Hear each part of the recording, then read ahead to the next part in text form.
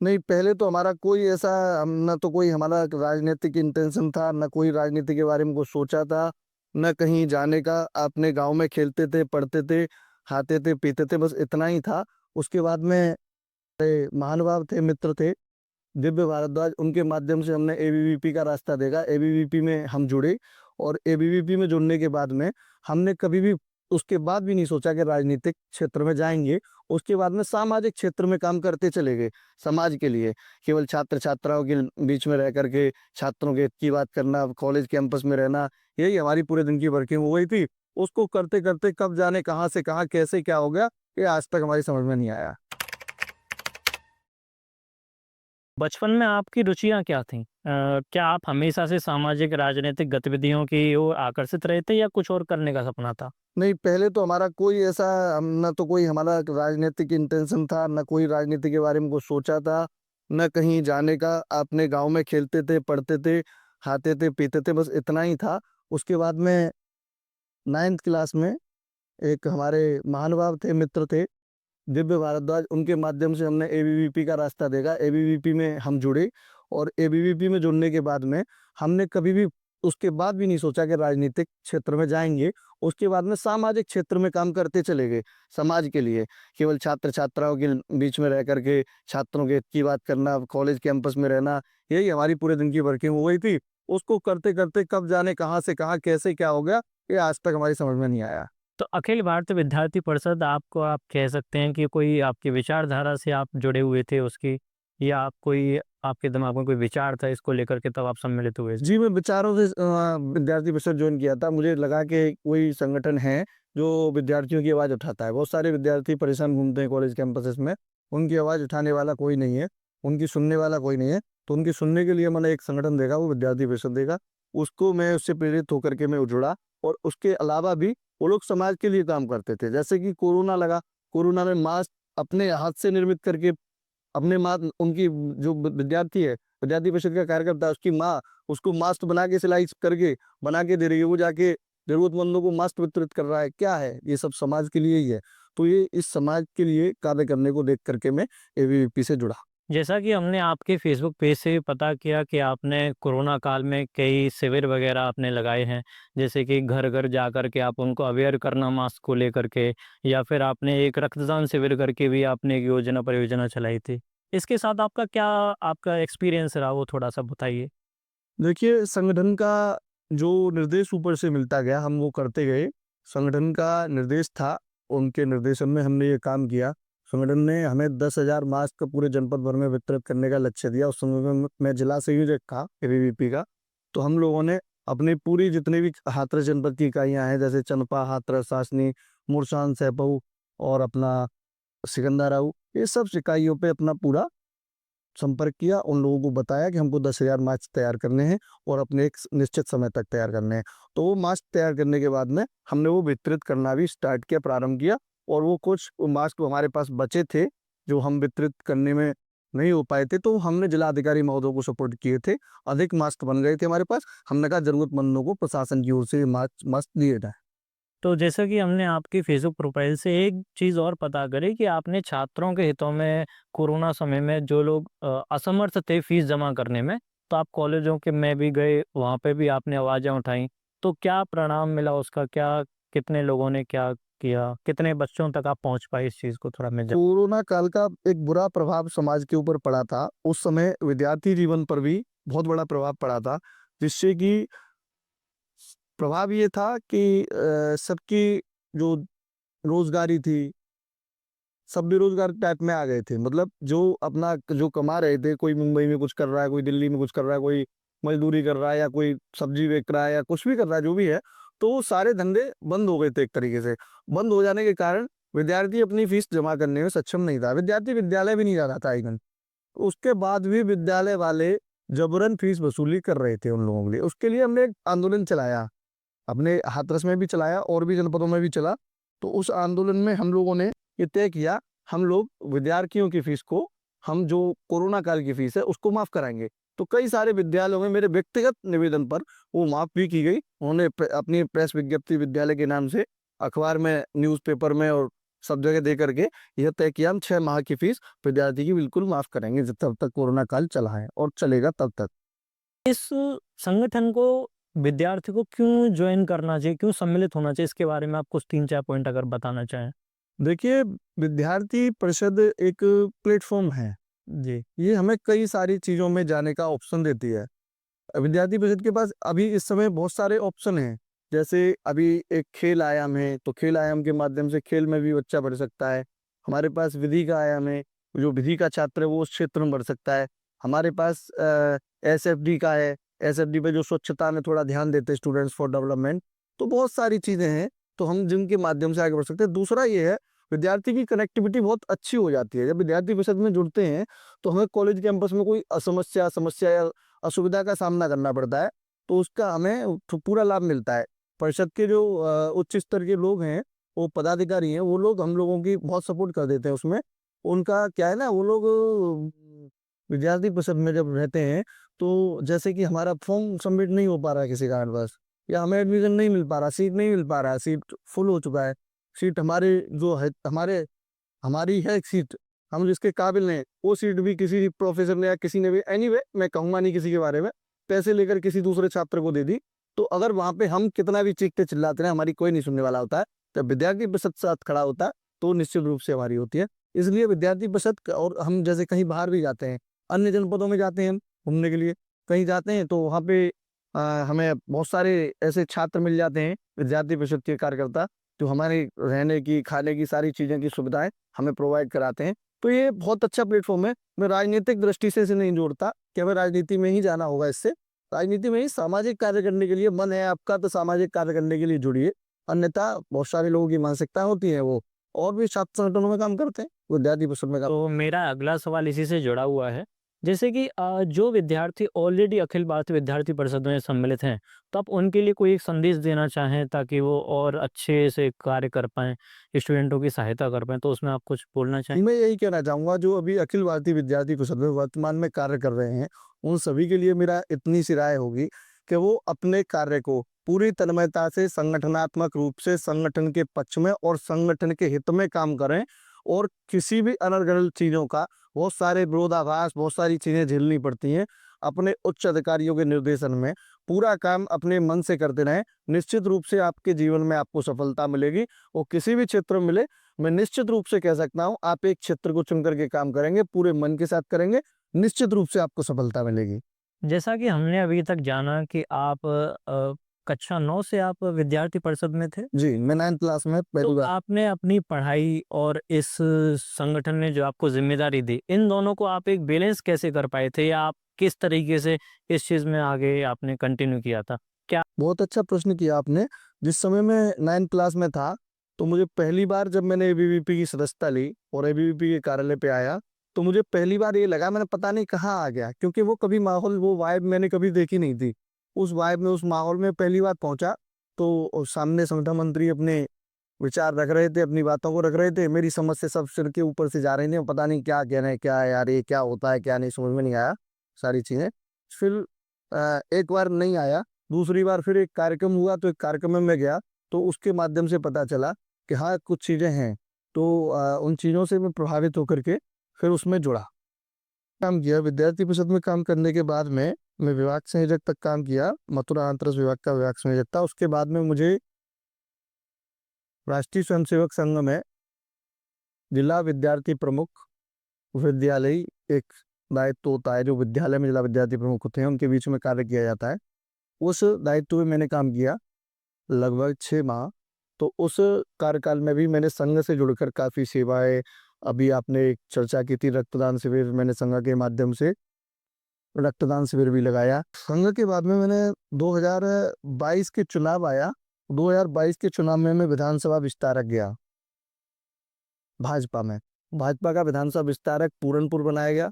पूरनपुर मुझे पहले तो मैंने सुना, पूरनपुर पता नहीं कौन-सी जगह है, क्या है, मैंने तो कभी सुना नहीं। तो मैंने कहा भी अधिकारियों लोगों से, अपने जो वरिष्ठ लोग थे उनका मैंने कहा ये पता नहीं कौन-सी जगह भाई साहब भेज दिया है, मुझे समझ में नहीं आ रहा है और मैं वहाँ नहीं जा पाऊँगा। तो उन लोगों ने मुझे समझाया, अच्छा नहीं लगे तो तुम्हारा स्थान चिन्ह परिवर्तित कर देंगे, आप एक बार जाके देखो। मैं गया, मेरे जाने के बाद में बहुत सारे अपने लोग मिले, मैंने वहाँ करीब 10-12 महीने काम किया, पूरे मनोयोग से किया और वहाँ की सीट को हमने 2022 में जीता। वहाँ से बाबूराम पासवान आज भी विधायक हैं। तो अखिल भारतीय विद्यार्थी परिषद से आरएसएस तक की जीवनी के बीच आपके साथ क्या-क्या चीज़ें हुई? या आप कैसे बीजेपी में शामिल हुए, तो थोड़ा-सा आप बताना चाहें? मेरा बीजेपी में शामिल होने का कोई, मैंने जैसा कि शुरुआती में बताया कि कोई मन में नहीं था, ऐसा कोई राजनीतिक क्षेत्र में जाने का कोई भाव, कोई मन में कुछ नहीं था। लेकिन राजनीतिक क्षेत्र में जाने की पारदर्शिता पता नहीं कब मैं राजनीतिक क्षेत्र में आ गया, मुझे खुद नहीं पता चला। एबीवीपी में काम किया, उसके बाद संघ में काम किया, क्योंकि दोनों ही संगठन समाज के क्षेत्र में काम करते हैं। उसके बाद में भाजपा का मैं कब विस्तारक निकल गया, अचानक से सब कनेक्टिविटी बनी और वहाँ से कहा कि समाज के लिए काम ही करना है तो विस्तारक चले जाओ, अपना परिवार त्याग के देखो, तो हमने कहा त्याग देंगे, हम चले गए विस्तारक। अब विस्तारक चले गए तो विस्तारक भाजपा में जाना, भाजपा ज्वाइन, तो हम भाजपा में पहुँच गए। धीरे-धीरे भाजपा के बारे में जाना हमने सारी चीज़ें, दीनदयाल उपाध्याय जी के बारे में, श्यामा प्रसाद मुखर्जी के बारे में, सारी चीज़ों को जानते हुए हमने अपने बूथ लेवल पर काम किया पूरा और 2022 के विस्तारक के रूप में मैं रहा। अच्छा, तो जैसे आपने मिशन साहसी जैसी योजनाओं और अभियानों में भी आपकी सक्रियता कैसी रही? मिशन साहसी एक अखिल भारतीय विद्यार्थी परिषद का बहुत अच्छा अभियान चला था। तो छात्राओं के बीच में जिसमें काम किया गया, उसमें हमने लगभग 1000 छात्राओं को हमने प्रशिक्षण दिया, सेल्फ डिफेंस की ट्रेनिंग दी, उनको आत्मरक्षा के गुर सिखाए। जिस प्रकार से जो आज जो परिस्थितियाँ हैं छात्रा बहनों के लिए, कहते थे अभी पिछली सरकारों में, मैं कमेंट नहीं कर रहा हूँ, जी, जी। मैं एक सीधा एक उत्तर दे रहा हूँ आपको कि पिछली सरकारों में बहन-बेटियाँ सुरक्षित नहीं थीं, रोड पे जा नहीं सकती थीं 6 बजे के बाद। तो वो सारी चीज़ों को देखते हुए हम सरकार आई थी तभी हमने ये अभियान चलाया कि अगर बहन है तो वो अपने एक साहसी होनी चाहिए, वो अपने आत्मसम्मान को वो कर सके। इसलिए हमने मिशन साहसी नाम से एक ट्रेनिंग शुरू की, जिसमें कॉलेज-कॉलेज, कैंपस-कैंपस जाके हमने ट्रेनिंग दी। उनको आत्मरक्षा के गुर सिखाए, जिससे कि वो अपने क्लचर से, अपनी चिमटी से, अपने दुपट्टे से किस प्रकार से सामने वाले को गिरा सकती हैं। ऐसी हमने ट्रेनिंग सिखाई उनको। ट्रेनिंग सिखाने के बाद में उन्होंने अपने क्षेत्र में काम किया।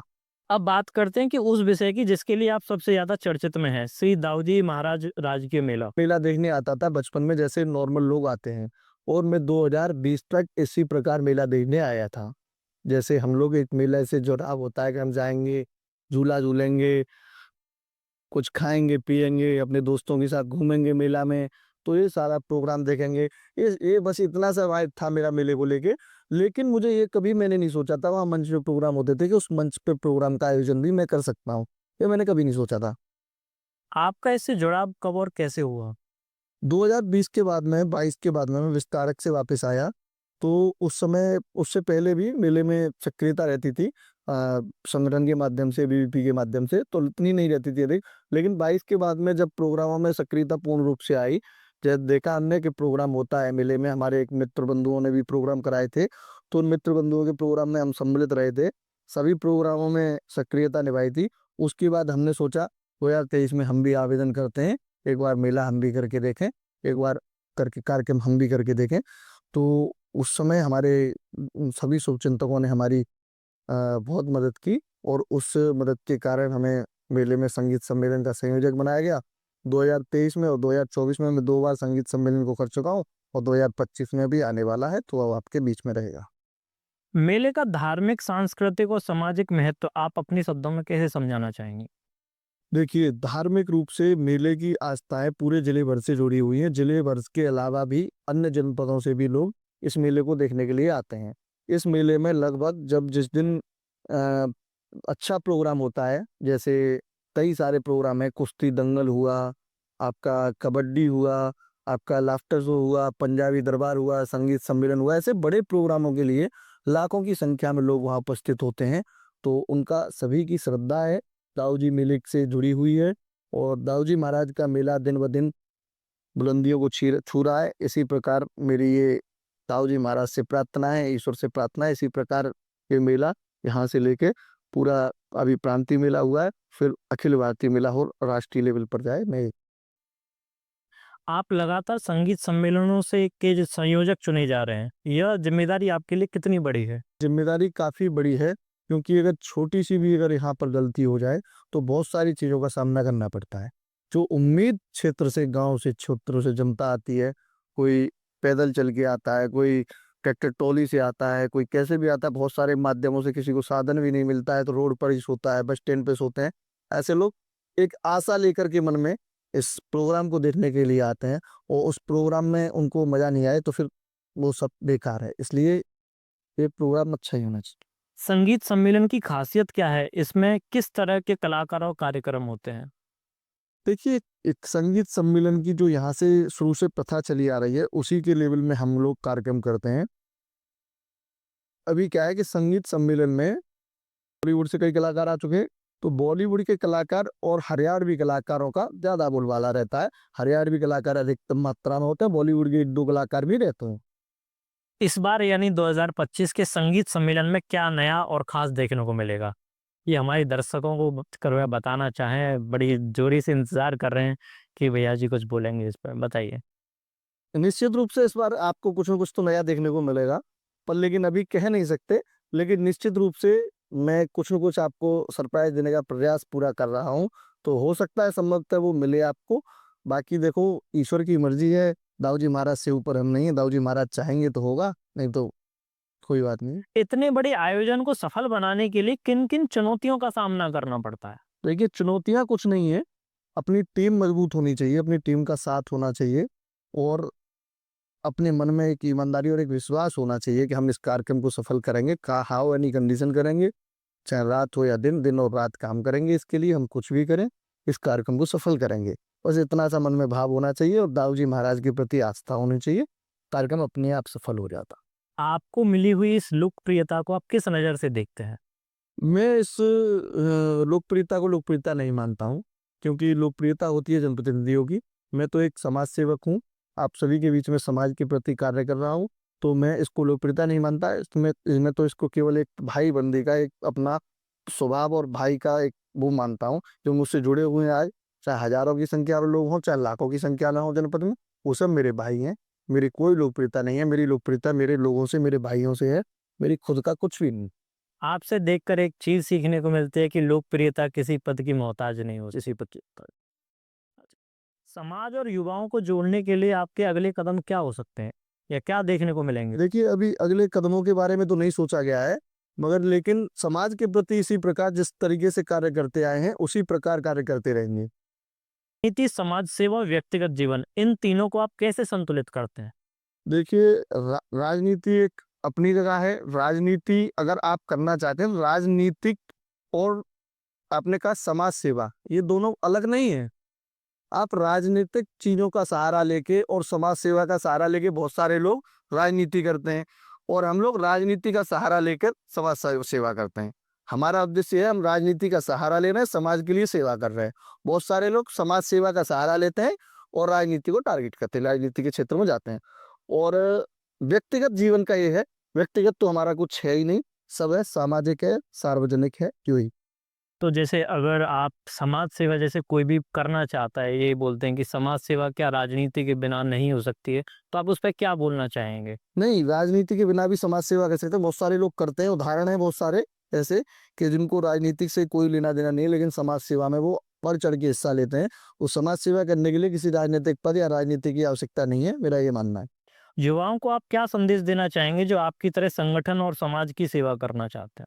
युवाओं के लिए मेरा इतना ही संदेश है कि वो अपने पूरे मन के साथ, पूरे अपने मनोयोग के साथ, अपने क्षेत्र में जिस भी क्षेत्र में काम कर रहे हैं, उस क्षेत्र में काम करते रहें। अगर समय मिले कहीं पर किसी की मदद करने का, तो 1-2 लोगों की मदद ज़रूर करें अपने जीवन में। हम दिन में भी कर सकते हैं, छोटी-छोटी मददें, बहुत छोटी-छोटी चीज़ें होती हैं।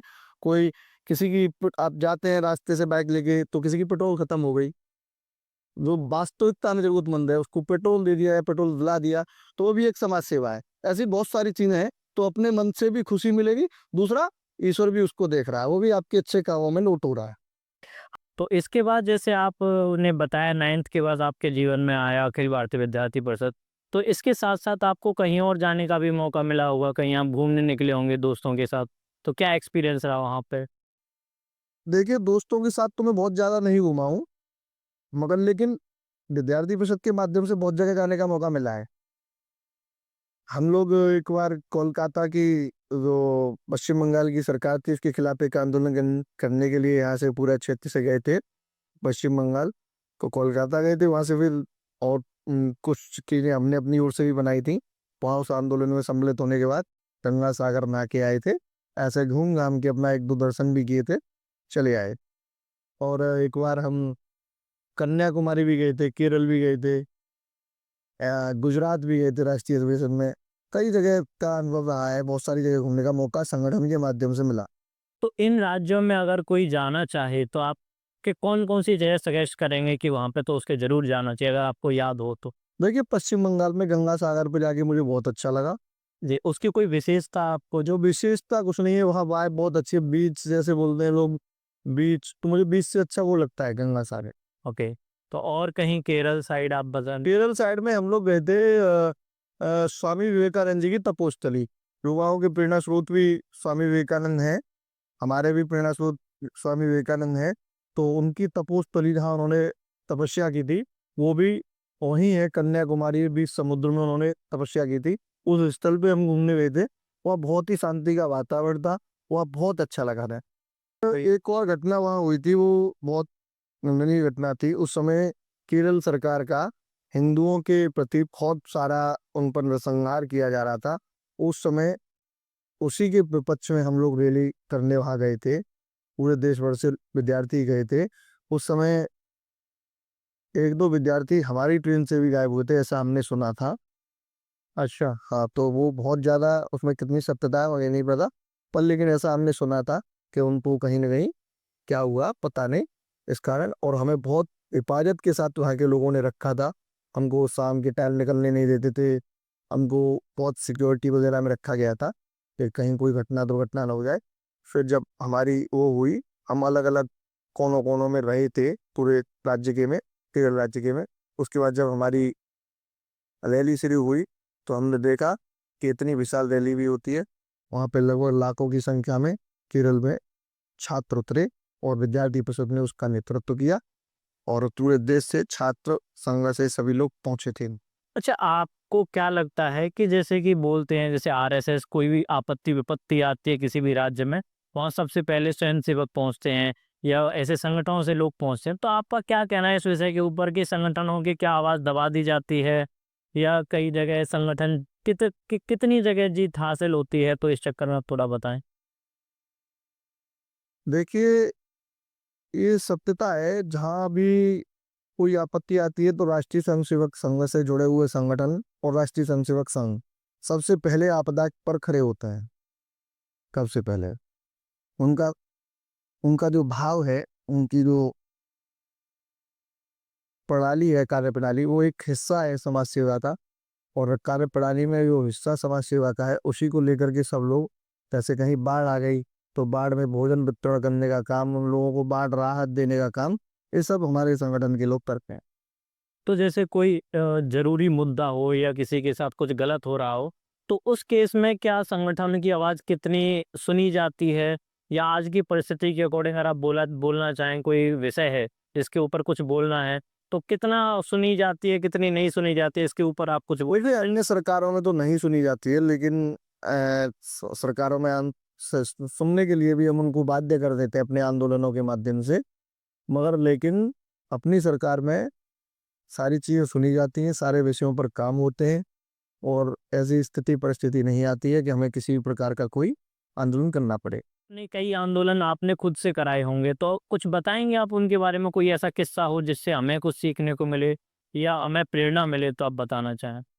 एक बार हमने, यहाँ हाथरस में सेंट फ्रांसिस विद्यालय है, अवैध वसूली चल रही थी छात्रों से। कई सारी चीज़ों के मामले में फीस बहुत अधिक ली जा रही थी। तो वो सारी छात्रों ने, विद्यार्थियों के जो अभिभावक थे, माता पिता थे, उन लोगों ने हमें आके बताया। हमने पूरा प्रूफ के साथ में वहाँ आंदोलन किया। उसके बाद वहाँ के फादर से, जो प्रिंसिपल थे, उससे मिले। उनसे मिल करके कि हमने लिखित में लिया कि आगे से कोई फीस वृद्धि इस प्रकार की नहीं होगी। वो 6 माह साल के बाद फीस वृद्धि कर देते थे। उन्होंने आश्वासन दिया कि नहीं होगी, तो उसके बाद हमने आंदोलन खत्म किया। एक आंदोलन हमने किया था न्यास के ऑफिस पे। विषय मुझे ठीक से याद नहीं किस विषय पे किया था, लेकिन हम आंदोलन करने गए थे छात्र हित में ही। तो डीआईएस वहाँ नहीं थे। जो ऑफिस टाइम होता है जनरली 10 साढ़े 10 11 बजे जो ऑफिस टाइम होता है, ऑफिस टाइम में डीआईएस वहाँ नहीं थे, तो हमने डीआईएस के ऑफिस में ताला डाल दिया और वहाँ पे बोर्ड बोर्ड लगा दिया, डीआईएस लापता। हमने ऐसा किया था, वहाँ पे आंदोलन किया था लगभग 2 घंटे, उसके बाद डीआईएस आए भी थे, हमने घुसने नहीं दिया ऑफिस में उनके।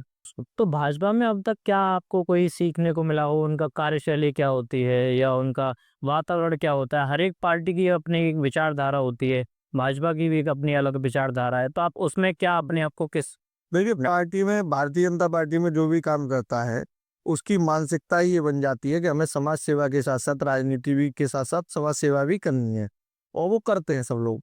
अब मान लीजिए भारतीय जनता पार्टी जब मान दीनदयाल उपाध्याय जी का जन्मदिन हो या ना माननीय प्रधानमंत्री नरेंद्र मोदी जी का हो, श्यामा प्रसाद मुखर्जी का हो, वो तो स्वच्छता अभियान चलाती है कहीं नहीं तो शहीद पार्क में जाके कहीं न कहीं जाके। तो ये सारी चीज़ें समाज के प्रति ही है, वो सामाजिक कार्य करती है।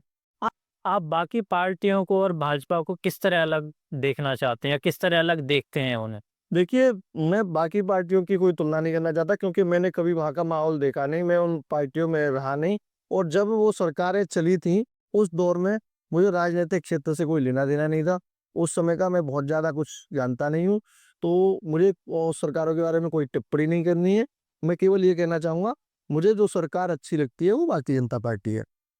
तो जैसे अभी हम डिस्कस कर रहे थे थोड़ी देर पहले कि राजनीति में पैसा का होना या उसका कितना महत्व है, तो आप उसके बारे में कुछ बोलना चाहेंगे कि राजनीति में कितना पैसा या ये ज़रूरी होता है या क्या? देखिए, राजनीति में पैसे का होना और ना होना कोई आवश्यक नहीं है। राजनीतिक क्षेत्र में काम कर रहे हैं, तो अपना पूरा मनोयोग होना चाहिए। हाँ, अन्य दलों के लिए पैसा होना ज़रूरी है, ये मैं देख रहा हूँ आज की डेट में। अन्य दलों में काम कर रहे हैं आप, तो पैसा होना आवश्यक है। लेकिन अगर आप भाजपा में काम कर रहे हैं, तो भाजपा में काम करने के लिए पैसा बहुत ज़्यादा महत्वपूर्ण नहीं रहता है। वहाँ कार्यकर्ता को अहमियत दी जाती है, वैल्यू दी जाती है। कार्यकर्ता की महत्ता निर्मित होता है और कार्यकर्ता को ही मौका मिलता है। चाहे वो पैसा मैटर नहीं करता है, अगर उसके पास पैसा है, तभी आज मान लीजिए नरेंद्र मोदी थे, माननीय हमारे देश के प्रधानमंत्री, तो वो आज प्रधानमंत्री तक का सफ़र उन्होंने तय किया, तो क्या उन्होंने सिर्फ़ पैसे के बल पे किया? नहीं, वो तो चाय बेचते थे, सबको पता है, पूरे देश को पता है, क्योंकि विपक्ष भी चीख-चीख के कह रहा था चाय वाला, कहते थे ना बीच में नारे लगे थे, तो चाय वाला देश चला रहा है, तो एक चाय वाले देश के प्रधानमंत्री बन सकते हैं, तो मुझे नहीं लगता कि पैसे की बहुत ज़्यादा आवश्यकता राजनीतिक क्षेत्र में है। तो जैसे अगर हम वापस थोड़ा-सा ज बैक में जाना चाहें, तो आपका अपने विद्यार्थी जीवन के लेकर के कोई संघर्ष आपका कोई रहा हो जो आपको लगता हो जिससे हम प्रेरित हो सकें? तो आप थोड़ा बताना चाहेंगे? हाँ, विद्यार्थी जीवन में ऐसा संघर्ष कई बार आया है, जैसे कि हम लोग मिडिल क्लास फैमिली से बिलॉन्ग करते थे, तो विद्यालय जाने में भी समस्या रहती थी, विद्यालय की फीस भरने में भी समस्या रहती थी। वो सारी चीज़ें ठीक है। उसके बाद में हम विद्यार्थी परिषद में 9th के बाद में जब थोड़ा-थोड़ा हम ज चीज़ों को समझ पाए, तो हम विद्यार्थी परिषद में काम किया। तो मैं कार्यालय रहता था पहले, तो कार्यालय पे रहते समय एक हमारे सरना मंत्री हुआ करते थे उस समय अतुल जी। तो कई बार ऐसा समय भी आया था कि हम लोग रात को भोजन के लिए हमारे पास पैसा नहीं होता था, तो हम भोजन की जगह फिर हम बाहर एक दुकान थी, छोटी-सी दुकान है कार्यालय के बाहर ही, वो क वहाँ से ₹5 की पार्ले जी लाके, वो खा के पानी के साथ सो जाते थे। तो हमें बहुत ज़्यादा इन सब चीज़ों का अनुभव अपने जीवन में देखने को मिला, और बहुत सारी चीज़ें हैं, इनको हम लोग पहले बहुत ज़्यादा राजनीति के बारे में उस समय पे हमने सोचा नहीं था। हम केवल समाज सेवा के बारे में सोचे थे। उस समय वॉल पेंटिंग करते थे, रातों-रात में एबीवीपी लिखते थे रोडों पे। ये सारे हम काम करते रहते थे। कॉलेज कैंपस में काम करते रहते थे। ये सब चलता रहता था। तो जैसे कि आप उन परिस्थितियों से बाहर निकले, आपने सारी चीज़ें देखी, तो अब आपकी लाइफ में अगर बोला जाए तो क्या चुनौतियाँ आप सबसे ज़्यादा देखते हैं? या किन चुनौतियों का आप सबसे ज़्यादा सामना करते हैं? देखिए, चुनौती आज की डेट में तो कुछ नहीं है, क्योंकि चुनौती बहुत सारी थी जीवन में, वो पार हो गई हैं। अब जीवन अच्छा चल रहा है। सब बाकी बिहारी लाल और प्रभु की कृपा है। तो संघर्ष किया जीवन में, संघर्ष के साथ आगे बढ़े। अब चुनौतियाँ कोई विशेष नहीं है। हाथरस से अभी आपकी एक चर्चा का विषय बना था कि आप युवा मोर्चा के जिला अध्यक्ष के पद पर आपकी नियुक्ति हो सकती है, तो आप इसके बारे में क्या है, कितनी सच्चाई है इस चीज़ को लेकर के? तो आप इस पे थोड़ा प्रकाश डालिए। देखिए, इसको मैं नहीं कुछ कह सकता अपने मुँह से, देखिए, सबका अधिकार है, संगठन से कुछ न कुछ अपेक्षा है, संगठन में काम किया है, तो मैं इस पे कुछ नहीं कह सकता, वो संगठन के लोगों का विषय है, संगठन तय करेगा, वही हमें स्वीकार होगा और जो संगठन तय कर देगा, उसको स्वीकार करके उसी के पक्ष में हम काम करेंगे। तो अगर आपको ये मौका मिलता है, तो आप किस तरह इस हाथरस जनपद को आप किस ऊँचाइयों पर देखना चाहेंगे? या आप किन-किन कार्यों पे ज़्यादा ध्यान देंगे? वो थोड़ा-सा बता। देखिए, हमारा अगर हमारी पार्टी के शीर्ष नेतृत्व ने और ईश्वर ने हमें ये मौका दिया, तो हम निश्चित रूप से युवाओं के बीच में रहकर, दिन-रात युवाओं के साथ अपनी मेहनत करके और इस जिले में स्थापित करेंगे भाजपा का एक ऐसा परचम बनाएँगे, ऐसी एक एक कड़ी बनाएँगे कि सदियों तक वो याद की जाए और युवा मोर्चा के माध्यम से हम लोग पूरे देश में ये बताने का प्रयास करेंगे कि युवा भी एक राजनीति के साथ-साथ समाज सेवा भी करता है और समाज सेवा के साथ-साथ राजनीति भी करता है। लास्ट में अगर 2 शब्द अपनी तरफ से बोलना चाहें जिससे युवाएँ को प्रेरणा मिले कुछ आगे अपनी लाइफ में अच्छा करने की, तो आप क्या बोलना चाहेंगे? देखिए, मैं अंत में इतना ही कहना चाहूँगा कि अपने युवा भाई, छात्र, विद्यार्थी जो भी और जिस भी क्षेत्र में जो काम कर रहे हैं, चाहे कोई आईएएस, पीसीएस की तैयारी कर रहा हो, कोई टीचर की तैयारी कर रहा हो, कोई डॉक्टर की तैयारी कर रहा हो, कोई विधि का छात्र हो, कोई भी किसी भी क्षेत्र में कोई तैयारी कर रहा हो, तो कोई भी मंजिल, कोई भी मुश्किल नहीं है। और उस मंजिल को आप पाओगे, निश्चित रूप से पाओगे। किसी भी दुनिया की कोई भी ताकत आपको नहीं रोक सकती है। आप राजनीतिक क्षेत्र में, आप किसी भी क्षेत्र में काम कर रहे हैं, उस क्षेत्र में आपको आपकी मंजिल ज़रूर मिलेगी, मगर लेकिन आपसे वो मंजिल जो है आपका समय माँगेगी, आपकी ईमानदारी माँगेगी और आपका विश्वास माँगेगी। आप अपने विश्वास के साथ, अपने समय के साथ, समय तक समय देंगे, तो बिल्कुल निश्चित रूप से आप सफल होंगे अपने जीवन में, इसमें कोई दो राय नहीं है। आपको अपना पूरा टाइम देना होगा, अपने टाइम के साथ-साथ अपने बहुत सारी चीज़ें होती हैं, इनको आपको उस राह पे चलना होगा।